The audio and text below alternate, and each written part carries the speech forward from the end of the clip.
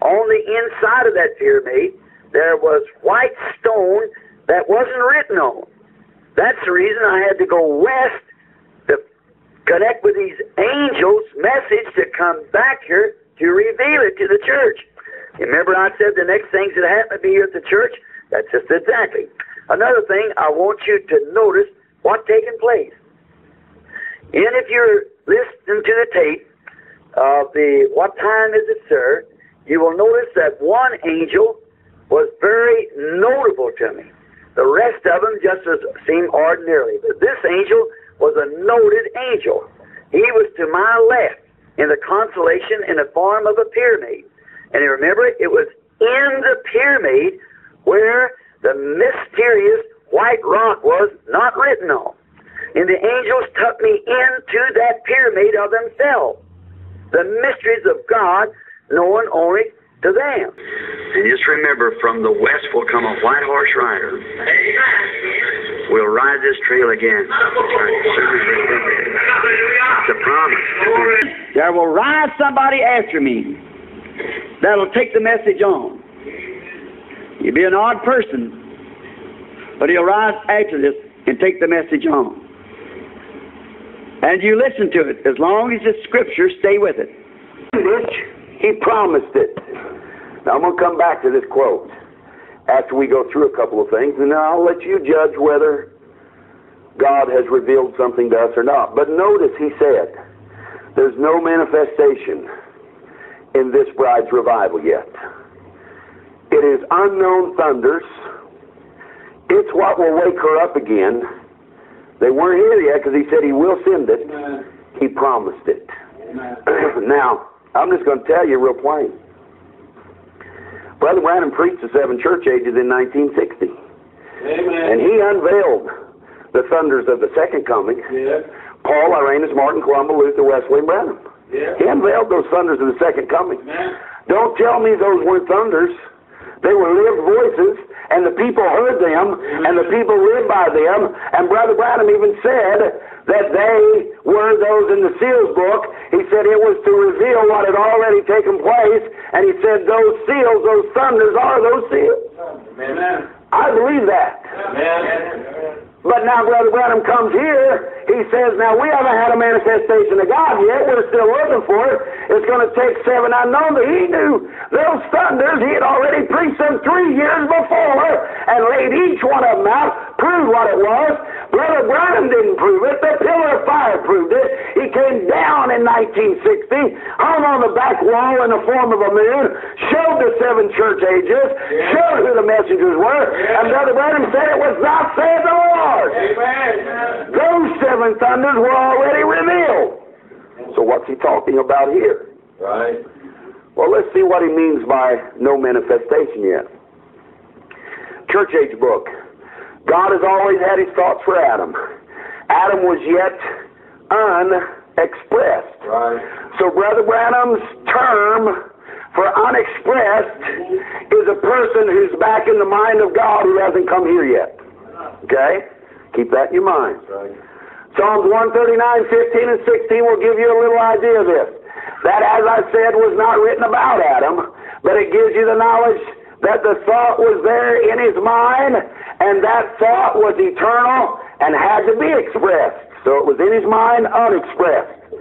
So when Adam was formed of the dust of the earth, and his spiritual being created by God, then Adam became God's thought expressed. What makes you God's thought expressed?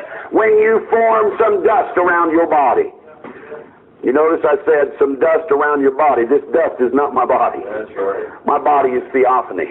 What makes you expressed, in Brother Branham's terms, is a man who picks up dust and puts it on and comes into the earth. Yeah. So when Adam was formed of the dust of the earth, God's thought expressed.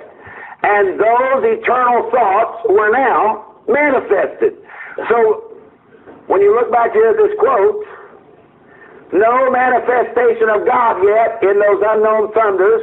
He'll send it, he promised it. So Brother Branham was talking about something that had not yet manifested in the earth. He was not talking about the revivals of the church. He was not talking about the church ages. He was not talking about the 7 messengers. He was talking about something that had not yet manifested itself in the earth. And when it puts on dust bodies, then it's manifested. Are you following the thought? Just using Him. You know, because it scares people so bad when you get into these things. If I could preach, I could throw this thing aside and just preach up a storm. But then everybody walk away and say, you know, I'm not sure. That's Don Parnell. Well, let's see here. The 6th seal has been opened to us. We see it. We see Moses and Elijah on the scene. We see God doing everything. We see it. And we know that this 7th seal cannot be broke to the public until that hour arrives. Now, there was some reason that God let His 7 voices be thundered. Because it must come. Now, He's not talking about Paul and the 7 messengers. He's talking about 7 voices that must come. And we find that Christ the Lamb took the book in His hand and He opened that 7th seal. But you see, it's a hidden mystery. No one knows it. But it's right along with what He said. No one would know His coming. So the 7 thunders and the 7th seal and His coming, is that what He said? 7 seals, 7 thunders, and His coming, no one would know. Right. All 3 of them connected together. Let's watch and see what He says here. It's the end of the church age. It's the end of the 7 seals. It's the end of the trumpets. What 7 seals was He talking? What trumpets was He talking about? What church age was He talking about? It's the end of the vials. It's even the ushering in of the millennium. Huh? You mean the millennium stopped being ushered in? That's what He said. That's on the 7th seal. The 7th seal. It just ends the time for the world. The time for the world. Now watch this. It ends the time for this. T-H-I-S. What Brother Branham was in. The second coming. The 7 messengers. The church ages. It ends the time for this. Amen. It means the time for that. Brother Branham was not, he was a man who knew something else was coming. He was not trying to end it in a way to where God wasn't going to do something else. He was saying God is ending the time for the church ages. God is ending the time for the 7th angel. God is ending the time for the seals of the second coming. God is ending the trumpets, the vials, and the plagues of the second coming. God is ending up the millenniums of the second coming. There were 7 messages. God is ending it all up. It means the end of all this second coming. It means the time for that. Something else was coming. And Brother Branham knew it. There was a time for something else. It ends time for this. It ends time. Everything just ended up on that 7th seal.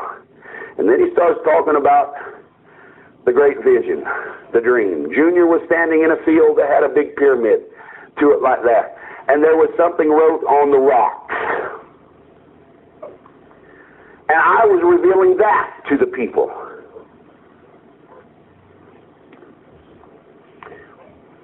Something written. Something that had been expressed. Something that had taken up dust bodies. Something wrote on the rocks. Something written. Anytime you write something down, it's here, it's moving, it's doing what it's supposed to do. Brother Branham said, I was reading and revealing what was on the rocks to the people.